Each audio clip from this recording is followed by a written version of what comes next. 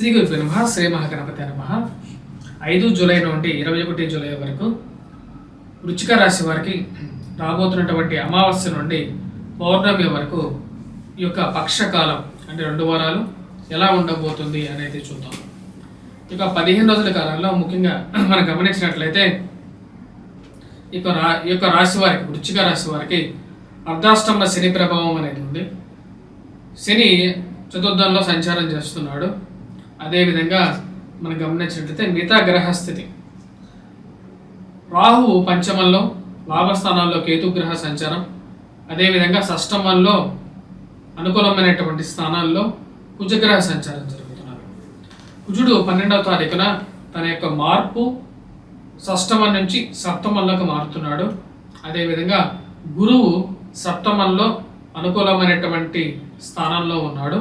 12వ తారీఖున గురువు కుజుడు యొక్క సంయోగం జరగబోతున్నది. 2 గ్రహాల యొక్క కలయిక జరుగుతున్నది. అష్టమంలో రవి గ్రహ సంచారం, అష్టమంలో ఉన్నటువంటి రవి భాగ్యస్థానంలోకి 16వ తారీఖున మారబోతున్నాడు. శుక్రుడు బుధుడు కలిసి 2 గ్రహాలు భాగ్యస్థానాల్లో ఉన్నాయి. 21వ తారీఖున బుధుడు తన యొక్క మార్పు రాజ్యస్థానంలోకి మారుతున్నాడు.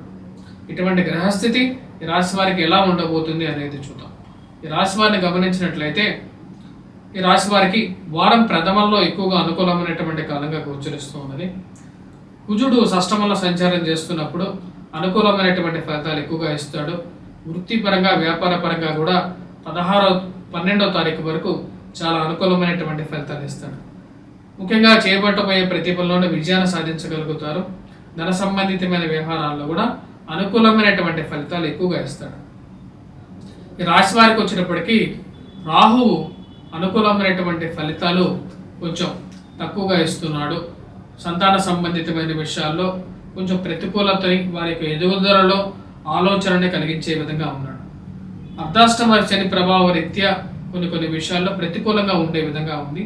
తల్లిగారి ఆరోగ్య సంబంధితమైన విషయాల్లోనూ శత్రు సంబంధితమైన విషయాల్లో ప్రతికూలంగా ఉంది. రాశి వారికి ఆరోగ్యపరంగా కొన్ని కష్టకాలం. ఎందుకంటే అర్ధాష్టమంలో ఉండేటువంటి శని దాని యొక్క దృష్టి వృశ్చిక రాశి మీద పడుతున్నది.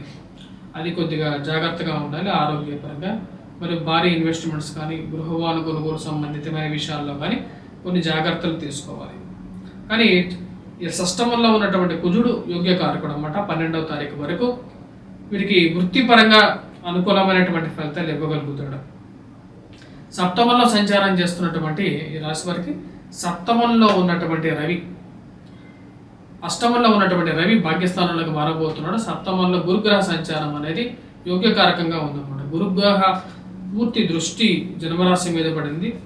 శని దృష్టి ఉంది. అదేవిధంగా గురువు యొక్క శుభదృష్టి ఉండటం వల్ల రికవరీ అనేది ఫాస్ట్గా ఉంటుంది రాశి వారికి. సప్తమంలో శుభగ్రహ దృష్టి ఉన్నప్పుడు వివాహ ప్రయత్న సంబంధితమైన విషయాల్లో అనుకూలమైనటువంటి ఫలితాలు పొందగలం అనేది జరుగుతుంది రాశి వారికి.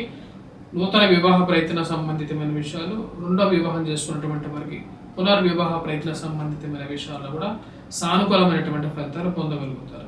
రవి అష్టమంలో సంచారం చేస్తున్నప్పుడు ప్రతిబంధకంగా ఉంటుంది.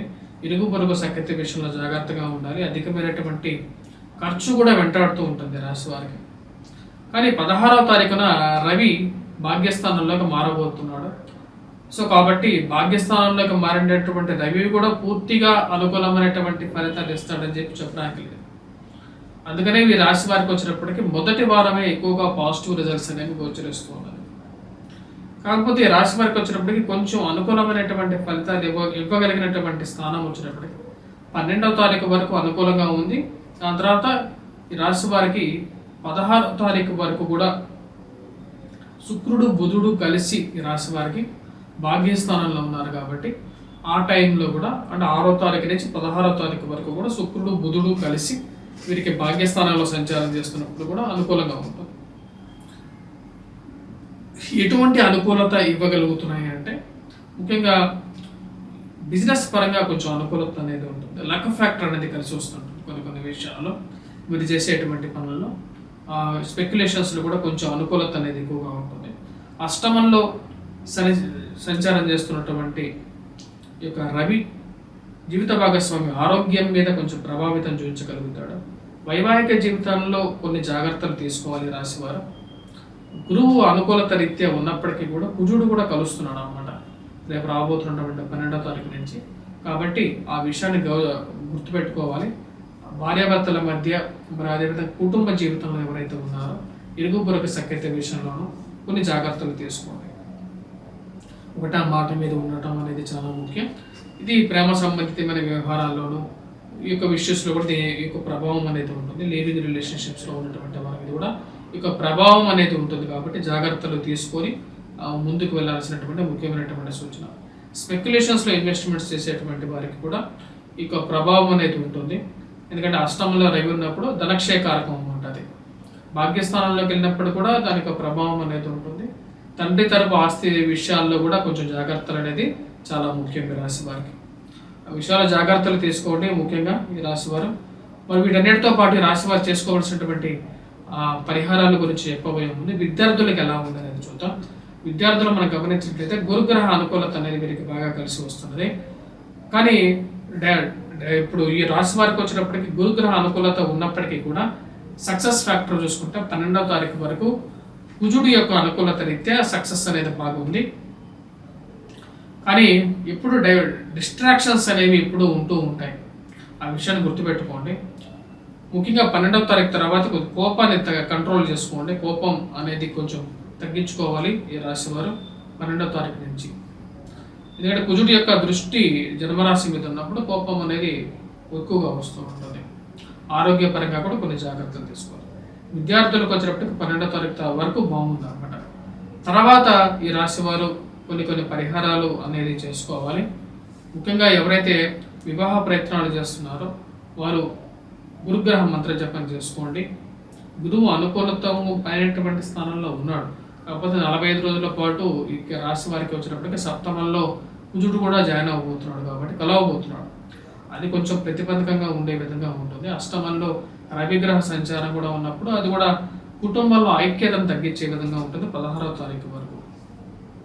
ఈ విషయాలు పరిగణలోకి తీసుకుంటే వృశ్చిక రాశి వారికి పూర్తిగా అనుకూలమైనటువంటి ఫలితాలుగా అంతగా గోచరించట్లేదు. ఈ రాశి వారు చేసుకోవాల్సినటువంటి పరిహారాలు ఎటువంటి పరిహారాలు చేసుకోవాలి అనేది మనం గమనించినట్లయితే రవిగ్రహ అనుకూలత రీత్యా వచ్చినప్పటికీ, ఎందుకంటే రాజకీయ నాయకులకి ఉద్యోగస్తులకి అందరికీ రవిగ్రహ అనుకూలత అనేది చాలా ముఖ్యం. ఆ యొక్క విషయాల్లో వీరు వచ్చేటప్పటికి ముఖ్యంగా సూర్యారాధన అనేది చేయాలి. అదేవిధంగా కుజగ్రహ అనుకూలత రీత్యా వచ్చేటప్పటికి సుబ్రహ్మణ్యేశ్వర స్వామి ఆరాధన, దత్తాత్రేయ స్వామి ఆరాధన అనేది చేసుకున్నట్లయితే సానుకూలమైనటువంటి ఫలితాలు ఈ యొక్క రాశి వారు పొందడం అనేది జరుగుతుంది. స్వస్తి.